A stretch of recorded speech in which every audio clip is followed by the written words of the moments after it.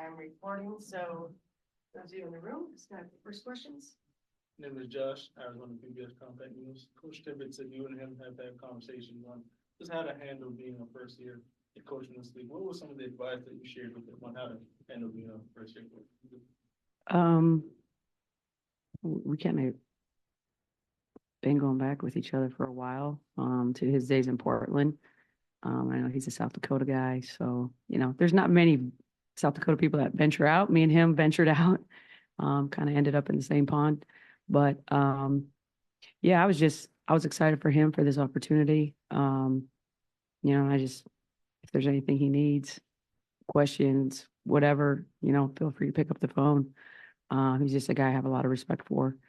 Ask him if he remembers our bouts at pickleball in the bubble. Based on what you know about him, why do you think he will succeed in this league? Because he knows what he's doing. He knows basketball. That's number one. He's a guy that's going to put in the work. He's going to study and know the league quickly. I was just saying today, what I like about him is he does unorthodox things. He kind of thinks outside the box, and I kind of like that. So when I'm going back and looking at things that they're doing, what they're trying to take away, I like the little chess match with him, because he doesn't do stuff traditionally. Coach Thierry from the Next, with you guys both you and Nate both having experience in the NBA, how do you see that style kind of reflected in both of your teams? Very spread court, lots of threes, lots of pace. A lot of, people that can play multiple positions, kind of positionless basketball in a way. So there's a lot of, I would say, similar tendencies because of the NBA, because of our background in the NBA.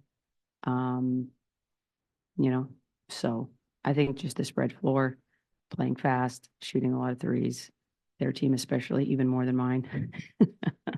So, on any given night, it could be, we ran into a heater on them the other night when we played them. I mean, it's just a very dangerous team.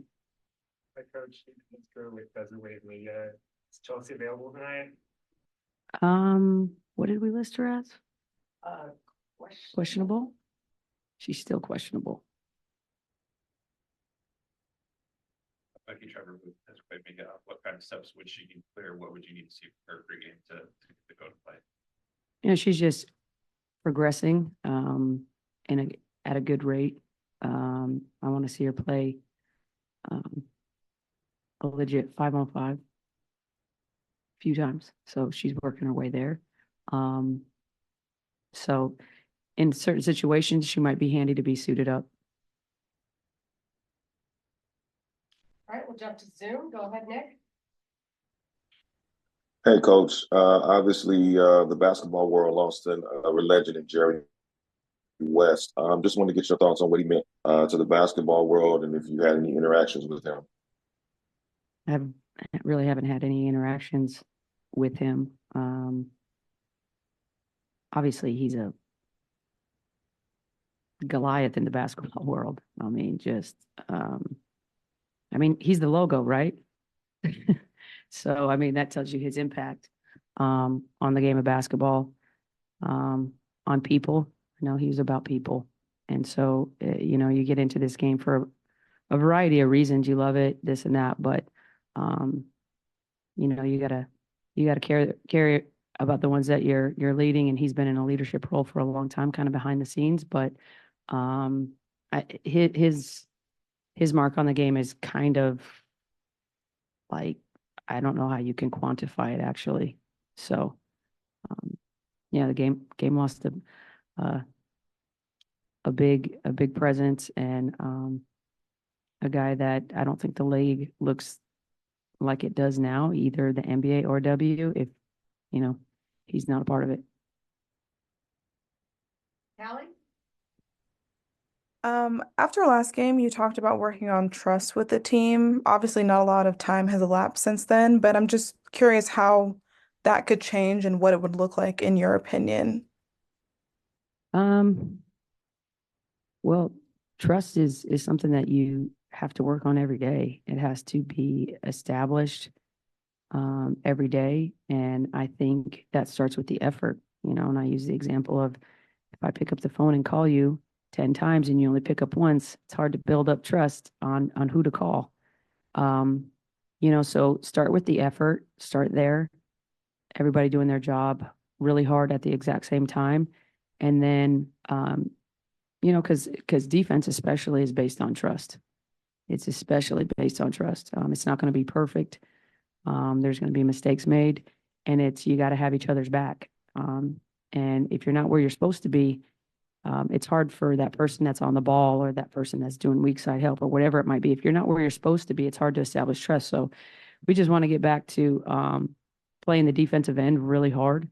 And then everything else will kind of build out from there. Thank you. Guys, I think you had your hand up and then I might have removed it. Was that the case? Or am I? I had a quick one, yeah. For you, Coach, as you've talked a lot about just kind of focusing on yourself more than anything and kind of establishing your principles. This is going to be the first Mercury matchup this season with Brittany Griner in the lineup. Just does that change at all how you approach things defensively? Yeah, I mean, Brittany Griner impacts the game. Yes. So yeah, we'll do a few things differently. At the end of the day, I don't think it changes their new identity in certain ways. Obviously if you make mistakes, that big target down there, I think her and Diana have always had a really good feel with each other where she sets a pin down and then you just give a little bit too much attention to Diana and then boom, BG slip into the basket for an easy one. So as much as we want to, take care of the paint and be active in the paint defensively, this team kind of forces you outside and to guard beyond the arc. So we're going to have to be ready to go on all cylinders and be really active when she does touch the ball. Make her catch is very difficult. Don't give her good real estate. The ones that are killers is where she catches it right under the bucket and just lays it in right over your head. Like it's so deep you can't bring help. There's nothing you can do. So early work on her is imperative. Thank you.